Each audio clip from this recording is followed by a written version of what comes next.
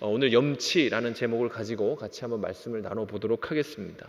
이 말씀의 내용을 그냥 표면적으로 보면 굉장히 위협하는 것처럼 느껴지기도 합니다. 이 말씀을 기록한 선지자는 예레미야라고 하는 사람인데, 이 예레미야는 흔히 눈물의 선지자다 이런 별명을 가지고 있습니다. 그 사람은 북이스라엘에서 무려 53년 동안 사역을 했는데, 그가 감당했던 사역이 어떤 거였냐면 이스라엘에 감추어진 죄를 들춰내고 심판에 대해서 선포하는 사역을 했습니다. 당연히 만나면 이런 흉흉한 이야기를 하는 사람을 좋아했을 리가 없겠죠. 그래서 사람들은 예레미야가 다가오면 그를 괴롭히기도 하고, 심지어 같은 고향의 사람들은 예레미야를 죽이려고 모의하기도 했습니다.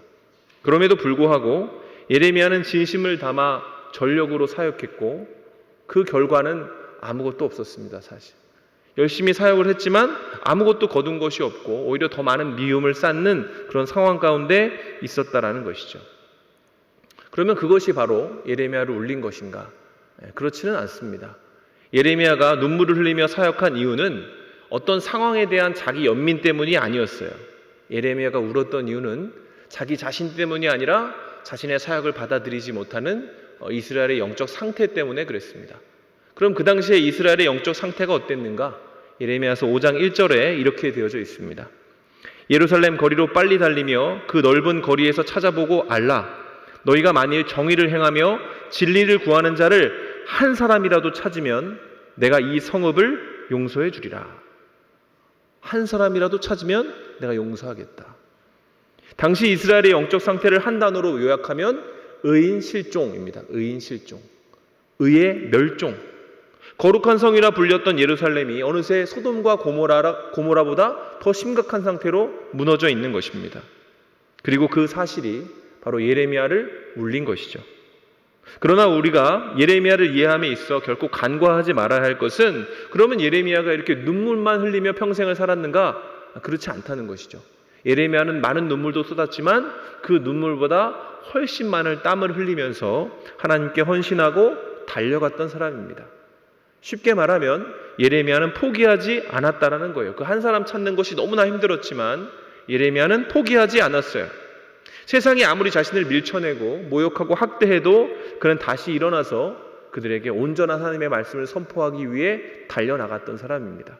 이러한 예레미야의 고백이 20장 6절에 이렇게 나와 있어요. 내가 다시는 여호와를 선포하지 아니하며 그의 이름으로 말하지 아니하리라 하면 나의 마음이 불붙는 것 같아서 골수에 사무치니 답답하여 견딜 수 없나이다. 그러니까 예레미야도 인간적으로 볼 때 내가 어떤 얘기를 해도 받아들이지 않는 사람들을 보면서 나 더 이상 안 할래 이런 생각을 했다라는 겁니다. 근데 그런 생각을 하면 어떤 거예요? 내 마음에 불이 붙는 것 같아서 답답해서 얘기하지 않을 수가 없었다. 자, 그렇다면 예레미야는 왜 포기하지 못했을까요? 한 사람 찾을 수도 없는 그 환경 가운데에서 가능성도 없고 열매도 없는 이 고단한 사역을 무려 53년 동안이나 멈추지 않고 지속할 수 있었던 비결이 뭘까? 바로 9절이 그 비결입니다. 9절을 같이 한번 읽어보겠습니다. 시작.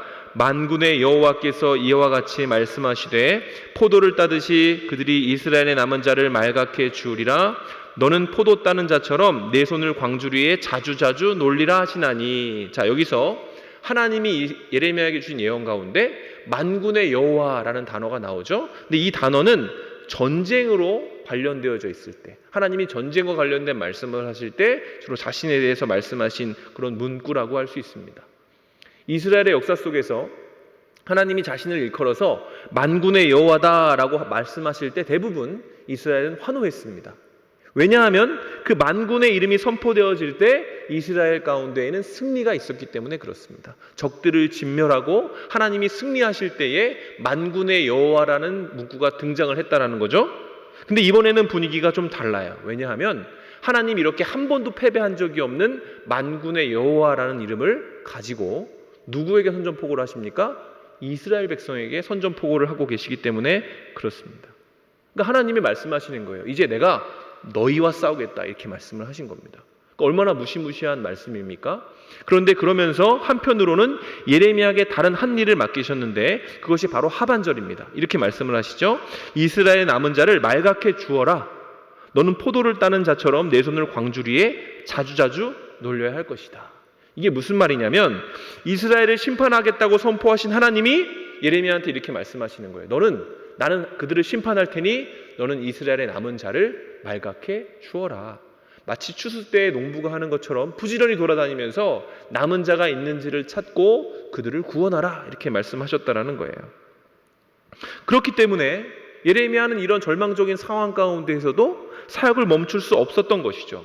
왜냐하면 그의 입술에서는 하나님의 심판에 대한 말씀이 선포되어지고 있지만 하나님이 그에게 맡기신 건 뭐예요? 남은 자를 구원하는 구원의 사역이었기 때문에 그런 것입니다. 그러니까 메시지에 바르게 반응하고 이 메시지에 반응해서 회개하는 자들을 찾아서 그들을 구원하라고 하나님 말씀하셨기 때문에 예레미야는 쉴 수가 없었던 겁니다. 자기가 유일한 소망을 가지고 있다고 믿었기 때문에. 이런 맥락에서 볼 때 예레미야의 사역은 심판을 선포하는 것이기에 앞서서 뭡니까? 구원의 손길을 내미는 것입니다. 더 구체적으로 얘기하면 이 엄중한 책망 뒤에 숨어있는 하나님의 본심을 세상 가운데 전하는 것이 그의 사역이었기 때문에 그는 힘들고 어렵고 고됐지만 자기의 일을 놓을 수가 없었다라는 것입니다. 요즘 우리 사회를 떠들썩하게 만드는 많은 이슈들 가운데 이 가르침의 부재에 대한 것들이 있습니다. 갑질 같은 것들로 구현되기도 하지만 많은 사람들이 우리 교권이 무너지고 어른의 어떤 책망이나 권고가 사라진 시대를 바라보면서 안타까워하죠. 훈육이 사라진 시대다. 훈육이라는 가치가 점점 우리 가운데 영향력이 없어진다라고 탄식을 하는 것이죠. 책임감 있는 지적과 정직한 교정이 상실된 시대라고 사람들이 말하고 있는 것입니다. 자, 그렇다면 도대체 어쩌다가 이렇게 된 것일까요? 실제로 사람들과 만나보면 대부분의 사람들은 책망의 메시지를 불편해하죠. 교정이라는 것을 받아들이려고 하지 않습니다. 그보다는 지금 나의 마음을 읽어줬으면 좋겠고 좀 이해받고 위로받고 싶어하는 것이 보통 인간의 마음입니다. 여러분, 의심의 여지 없이 하나님은 우리의 마음 가운데 이해와 위로를 허락해 주시는 분입니다. 근데 여러분, 하나님의 진짜 위로는 우리의 마음을 그냥 읽어주고 알아주는 정도로 멈추는 것이 아니죠.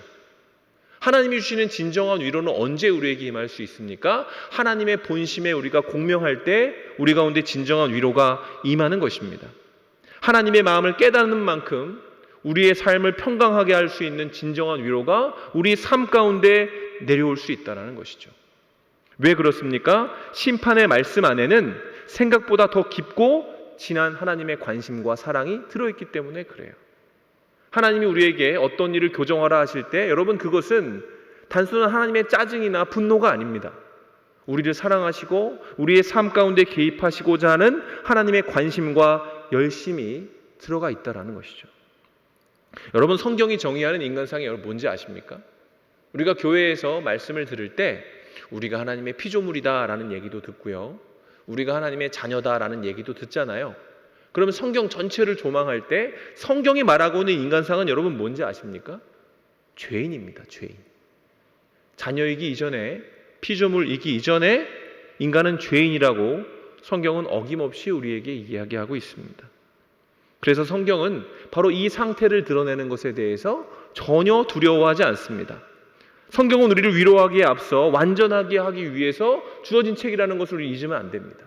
그냥 우리가 듣고 위로받기 위한 책이 아니라 우리를 세우고 온전케 해서 하나님의 자녀가 되기에 합당한 존재로 만들려고 하는 것이죠. 그래서 말씀은 한 영혼을 교훈하고 책망하며 바르고 의로운 길로 인도한다. 이렇게 성경에 기록되어져 있습니다. 그를 하나님의 사람으로 온전케 하여 모든 선한 일을 행할 능력을 갖추게 하는 것이 우리를 향한 하나님의 비전이다. 이런 것입니다. 그래서 때때로 말씀이 우리를 불편하게 하는 것이죠. 그리고 우리는 그 앞에서 부끄러움을 느낄 수 있는 사람이 되어야 하는 것입니다. 불편함과 부끄러움을 통해 우리의 자세를 가다듬고 우리가 어떤 방향으로 나아가야 하는지를 깨달아야 하는 것이 바로 온전한 성도의 태도라는 거예요. 자, 그러면 여러분, 말씀을 읽으면서 여러분의 삶과 생활에 대해 부끄러움을 느껴본 적은 언제가 마지막이십니까? 왜 오늘날 바른 부끄러움을 느끼는 것이 이토록 어려울까? 이런 부분들을 한번 생각해 보죠. 제가 옛날에 읽었던 에세이집에서 이런 글귀를 한번 읽은 적이 있습니다. 이기주 작가가 쓴 언어의 온도라는 책인데 그 가운데 이런 글귀가 있습니다. 이 시대의 염치는 사치가 되었다. 언제부터인가 우리 사회는 염치를 잃어버린 것 같다. 염치가 없는 사람은 부끄러움을 모르는 사람이다. 그런 사람을 낮잡아 우리는 얌체라고 부른다. 이 글에는 이 시대가 당면한 부끄러움의 실종, 그 원인이 잘 담겨져 있죠. 그 이유는 뭡니까? 염치가, 부끄러움이 사치가 되었기 때문에 그렇습니다. 이게 당연한 것이 아니라 너무나 비싼 것이 되어져 버린 거예요. 염치가 사치가 되었기 때문에 이 염치를 상실한 얌체들이 이 세상을 놀이터 삼고 있다는 얘기입니다. 그래서일까요? 요즘에 뉴스를 보면 힘듭니다. 그렇죠? 사람들이 왜 그렇게 자신에 대해 돌아보지 않는지, 점점 흉악해지는 범죄 수위도 수위지만 그 죄를 다루는 모습을 보면 답답하기 그지가 없는 것이죠. 명백하게 드러난 죄 앞에 인정과 반성과 회개의 모습보다는 변명과 합리화의 시도가 반복되어져 있는 것이 우리가 보고 있는 현상인 것이죠. 어쩌면 정말로 이 작가의 말처럼 이 시대의 염치는 사치처럼 비싼 것이 된지도 모르겠습니다. 오늘 심판을 선고받는 이스라엘의 백성의 상태는 이와 별반 다르지 않았어요. 사실 우리보다 더 심각했으니까 하나님이 심판을 선포하셨겠죠. 하나님의 시선에 예루살렘은 우상과 죄로 가득 찬 폐허 그 자체였습니다. 질문해 보죠. 누가 거룩한 성읍을 그럼 그렇게 만들었을까요?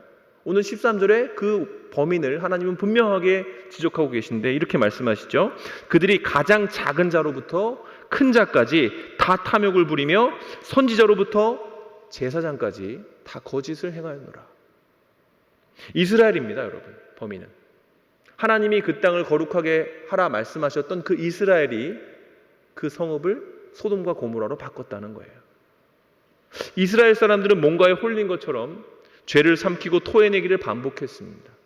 남녀노소 가리지 않고 자기 삶에 취해서 자기의 소견에 오른 대로 내 필요와 감정을 바이블 삼아서 살았던 것이죠. 그것을 마치 율법처럼 나를 섬겼습니다. 그 결과 하나님의 마음이 그들에게 낯선 것처럼 되어져 버렸고 그 결과 그들 가운데 부끄러움이 멸종돼 버린 것이죠. 15절은 이렇게 이야기를 합니다. 그들이 가증한 일을 행할 때에 부끄러워하였느냐? 아니라 조금도 부끄러워하지 않을 뿐 아니라 얼굴도 붉어지지 아니하노라. 예루살렘이 죄의 도성이 된 이유는 부끄러움을 누구보다 가지고 살아가며 이 땅의 죄와 싸워야 될 그들의 하나님의 백성들이 부끄러움을 잃어버렸기 때문에 죄를 지으면서도 얼굴도 붉어지지 않을 정도로 그 죄에 대해 당당해지고 아무런 감각도 느끼지 못하는 존재가 되었기 때문에 그런 것입니다. 그래서 하나님은 이 심판의 말씀을 선포하신 것이죠. 내가 너희와 싸울 것이다. 만군의 여호와라는 이름, 그 거대한 이름을 가지고 내가 너희에게 찾아갈 것이다. 이렇게 얘기한 겁니다. 그러면서 동시에 예레미야에게는 그럼에도 불구하고 네가 이 말씀을 전할 때에 반응하는 사람이 있다면 구원하겠다. 이렇게 말씀하신 거예요. 네가 이런 사람을 찾는다면 마치 추수 때의 농부가 그 곡식 하나하나를 고귀하게 붙잡는 것처럼 내가 그들을 붙잡아 줄 것이다. 이렇게 얘기하면서 이 예레미야에게 열심히 해라. 이렇게 말씀하신 겁니다. 그리고 하나님의 마음에 공명했던 예레미야는 하나님이 나에게 주신 그 마지막 그 신락 같은 기회를 붙잡고 평생을 흘린 눈물보다 훨씬 많은 땀을 흘리면서 그 나라를 위해 헌신했다라는 것이죠. 근데 사실 처음에 하나님이 이렇게 말씀을 주셨을 때 예레미야의 반응은 기쁨보다는 탄식이었습니다. 10절에 이렇게 탄식을 하죠. 내가 누구에게 말하며 누구에게 경책하며 듣게 할꼬. 보라, 그 귀가 할례를 받지 못하였으므로 듣지 못하는도다. 보라, 여호와의 말씀을 그들이 자신에게 욕으로 여기고 이를 즐겨하지 아니하니. 예레미야는 이 이야기를 듣고 내가 기회를 얻었네라고 생각한 게 아니라 가슴을 치며 탄식했습니다. 왜 그랬을까요? 자신의 생각에 이 성읍에 정말로 이 말을 들을 만한 사람이 생각나지 않았기 때문에 그렇습니다. 그 땅에 넘쳐 흐르는 죄는 사실 그 시대의 전부 사생아였던 거죠. 죄는 있는데 죄의 범인은 없는 겁니다. 분명히 죄로 인해 망가진 현상은 있는데 이 죄를 책임지려는 사람이 존재하지 않았다라는 거예요. 그걸 인정하는 사람조차 있지 않았다는 겁니다. 그러니 죄의식이 없고 반성도 없을 수밖에요. 그리고 죄의식과 반성이 없으니 하나님을 찾을 필요도 없는 것입니다.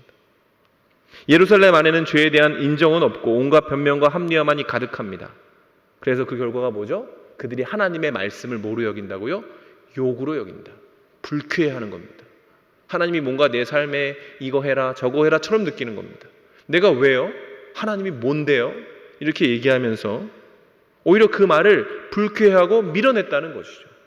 그 궁극적인 원인이 뭡니까? 그의 귀가 할례받지 못하였으므로. 그의 귀가 할례받지 못하였다. 그렇다면 할례받지 못한 귀란 뭔가? 오늘 잠시 설교의 제목이기도 한 이 염치라는 단어를 통해서 이 할례받지 못한 귀가 뭔지 한번 살펴봤으면 좋겠는데요. 이 염치, 부끄러움을 뜻하는 이 염치라는 말은 청렴할 염자에 부끄러울 치자가 조합되어서 만들어진 그런 단어입니다. 근데 이 한자어 중에 부끄러울 치자를 보면 이런 구조를 가지고 있어요. 이 구조가 어떤 거냐면 부끄러울 치는 귀 이자에 마음 심자가 이렇게 붙어있는 모양을 가지고 있죠. 그러니까 무슨 뜻입니까? 이거 그대로 표현하면 부끄러움은 귀가 마음에 닿아 있어야 느끼는 감정이라는 거예요. 그러니까 부끄러움을 느끼려면 일단 자기의 마음의 소리를 들을 수 있어야 됩니다. 중요한 것은 그 귀가 어느 마음에 닿아 있는가 이것이죠. 그 귀가 어떤 마음에 닿아 있는지에 따라 그가 느끼는 부끄러움의 차이가 달라질 수 있다라는 것입니다. 귀가 내 마음에 닿아 있다면 어떨까요, 여러분? 내 마음도 마음이지 않습니까? 그러면 부끄러움을 느끼긴 느끼는데 어떤 부끄러움이죠? 할례받지 못한 귀로 느끼는 영적 부끄러움과는 다른 종류의 부끄러움입니다. 왜 그렇죠? 우리의 마음이 청렴하지 않기 때문에 그래요. 우리 마음 가운데 있는 소리가 그지 하나님과 다르기 때문에 우리는 다른 부끄러움을 느끼게 되어 있습니다. 예수님이 우리의 말씀에 대해서 말씀하셨습니다. 우리의 마음에 대해서 곧 사람의 마음에서 나오는 것은 악한 생각, 곧 음란과 도둑질과 살인과 간음과 탐욕과 악독과 속임과 음탕과 질투와 비방과 교만과 우매함이니 이 모든 것이 다 속에서 나와서 사람을 더럽게 하느니라. 여러분, 이게 인간의 마음이에요. 이걸 욕망이라고 부르기도 하죠. 때문에 이 욕망이 가득 찬 사람의 마음에 내 귀가 닿아 있을 때 그가 느끼는 부끄러움은 뭡니까? 타고난 본성으로 말미암은 부끄러움이 됩니다. 하나님과 상관없이 탐욕에 기반한 부끄러움, 구체적으로 말하면 내가 더 가지지 못하는 것에 대해서, 더 누리지 못하는 것에 대해서, 더 즐기지 못하는 것에 대해서 부끄러워한다는 거예요. 저 사람은 저걸 가지고 있네, 나는 못 가지고 있네. 난 더 못 누리고 있네. 내 모습은 왜 이렇게 초라하지? 이렇게 얘기하면서 부끄러움을 느낀다는 겁니다. 궁극적으로 이러한 부끄러움은 그리고 영적으로 어긋난 형태를 만들어내죠. 주변 사람들을 바라보며 인간의 탐욕에 기인한 부끄러움을 느끼기 때문에 늘 마음이 분주하고 초조할 수밖에 없습니다. 하나님을 생각할 틈이 없어요. 우상을 만들고요.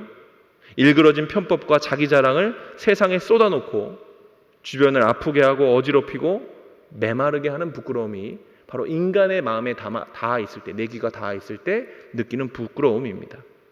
그런가 하면 우리의 귀는 하나님의 마음에 닿아 있을 수도 있습니다. 하나님의 마음에.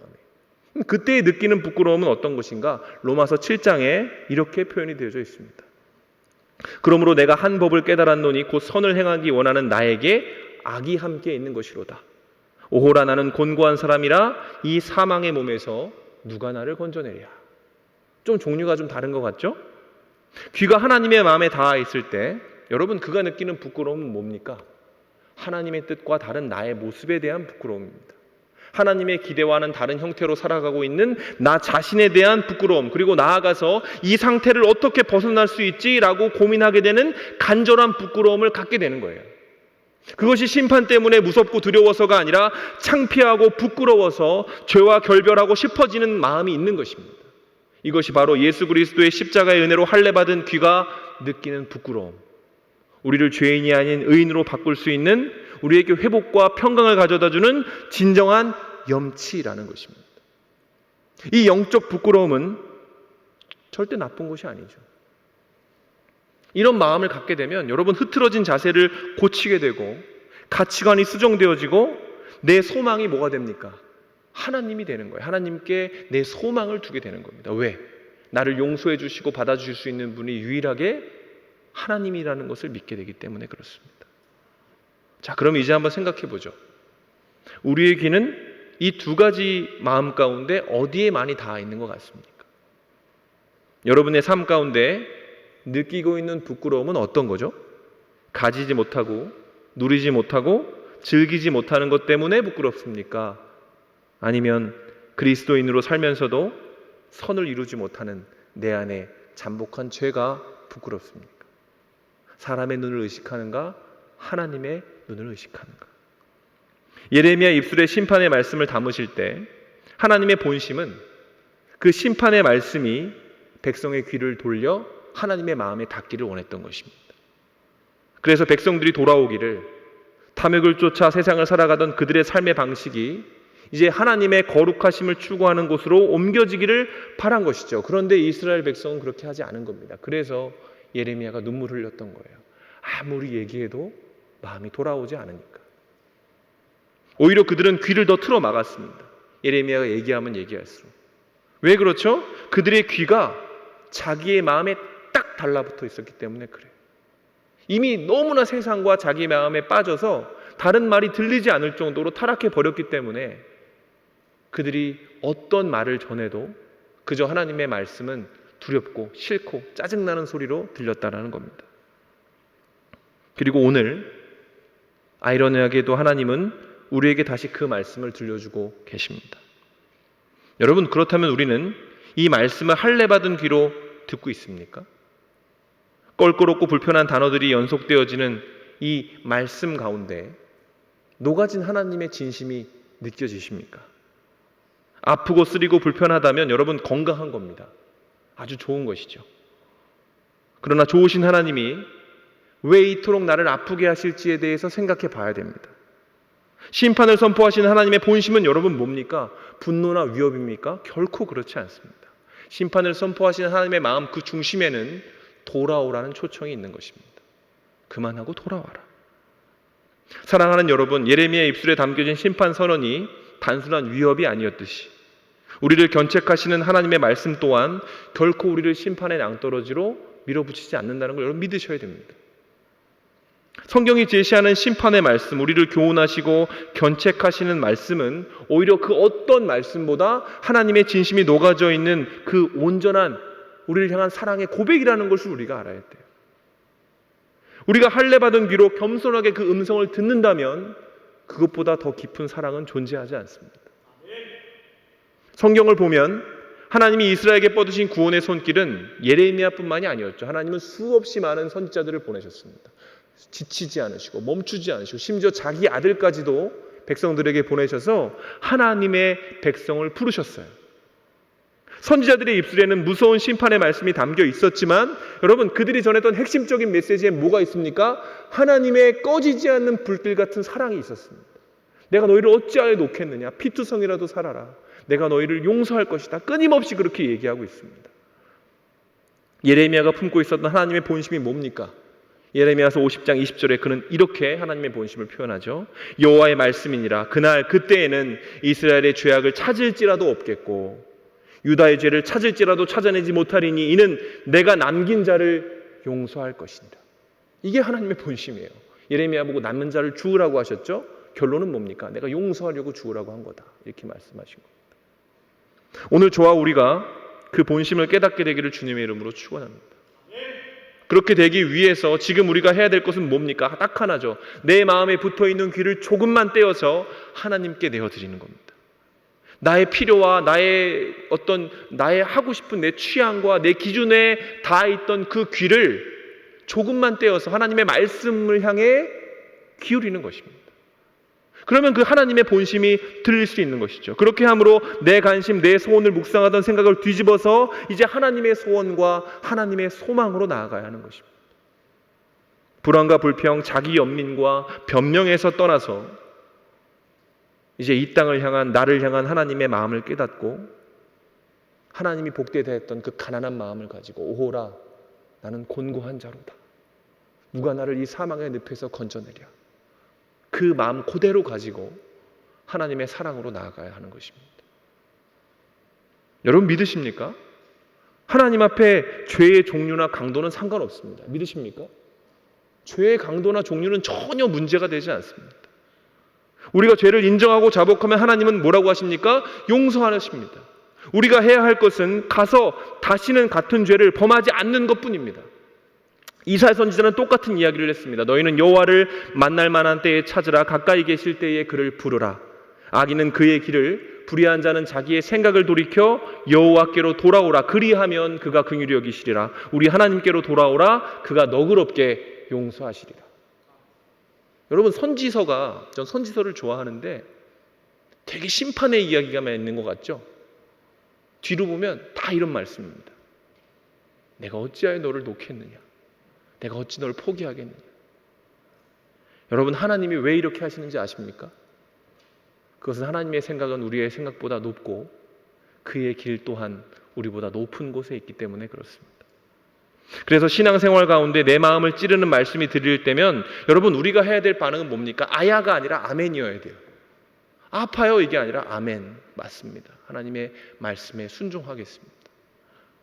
그렇게 해야만 우리는 자복과 회개라는 반응으로 주님 앞에 나아갈 수 있고 세상이 주는 그 순간적인 위로가 아니라 하나님이 허락하신 거룩함을 만들어내는 진정한 회개와 회복으로 나아갈 수 있는 것입니다. 말씀을 마무리하겠습니다. 여러분 바닷물이 짠 이유는 소금 때문이라고 합니다. 근데 여러분 바닷물을 짜게 하는 소금이 몇 프로인지 아십니까? 3%래요. 3%. 그 큰 바닷물에 불과 3%의 소금물이 풀어졌는데 그게 그토록 짜다는 얘기입니다. 근데 여러분 오늘날 우리가 사는 사회에 기독교인은 20% 정도라고 합니다. 그러니까 하나님은 우리가 사는 사회 가운데 약 20% 정도의 크리스찬 소금을 풀어 놓으신 거죠. 근데 여러분 이 땅에 거룩함의 맛이 납니까? 우리가 있는 교회 가운데 거룩이 있습니까? 죄에 대한 타협과 포용이 있지는 않습니까? 우리가 복음을 알기를 원한다고 얘기를 하면서 우리가 하나님 앞에 좋은 사람이 되기를 원한다고 하면서 혹여 율법 아래 있지는 않은가? 하나님은 이 땅에 수많은 소금을 풀어 놓으신 건 변함이 없습니다. 아직 정제되지 않았을 뿐 그 존재는 소금이 맞습니다. 그렇다면 그 소금으로서 우리가 해야 될 일은 정죄되는 거예요. 더 하나님의 은혜의 햇빛을 받고 좀 더 내 안에 있는 습기를 빼서 죄의 습기를 빼어내어서 순도 높은 소금이 되면 우리가 하나님의 기대와 소망을 이루어드릴 수 있는 사람이 되는 거죠. 그리고 그 은혜를 받는 방법은 우리의 싸움이 혈과 육에 있는 것이 아니라 하늘에 속한 것임을, 악한 영과 대적하는 것임을 인정해야 하는 것입니다. 그러니 인정하죠. 여러분 인정합시다. 우리 안에 선한 게 없다라는 걸. 저도 선한 게 없습니다. 제 마음 그대로 하나님 앞에 나아가면 안 되겠다 싶은 생각밖에 들지 않습니다. 바울도 이 수많은 사역을 감당했던 바울의 고백이 오호라 나는 곤고한 자로다 이거 아닙니까? 그런데 여러분 그 바울이 하나님을 묵상함으로 말미암아 거기서 멈추지 않았다는 걸 기억해야 돼요. 여러분 내 마음대로 사는 것은 하나님 뜻 아닙니다. 답답하고 막막한 삶 속에서 우리가 해야 하는 것은 우리 마음에 부르짖는 소리에 귀를 기울이는 것이 아니라 이 땅을 향하신 나를 향한 하나님의 그 음성, 그 마음에 귀를 기울이는 겁니다. 조금이라도.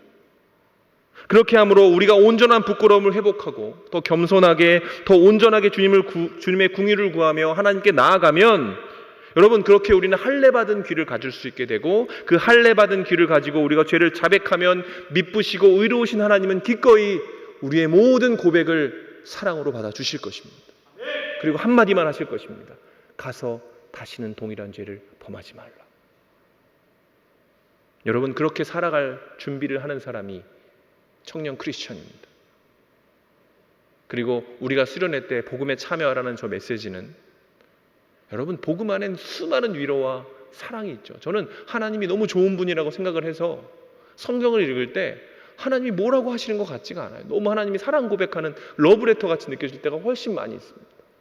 그럼에도 불구하고 그 진가를 정말로 우리가 누리기 위해서는 우리가 하나님 앞에 거룩해지려는 노력으로 다시 한번 우리 안에 정확한 기준과 정확한 방향을 잡으면 좋을 거라고 생각을 합니다. 끝으로 여러분, 이 시간에 한민복 시인이라는 사람이 쓴 죄라는 제목의 시를 같이 한번 나누고 우리 같이 찬양을 했으면 좋겠습니다. 이렇게 시를 썼습니다.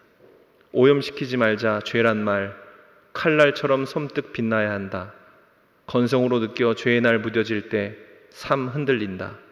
겁처럼 신성한 죄란 말 오염시키지 말자.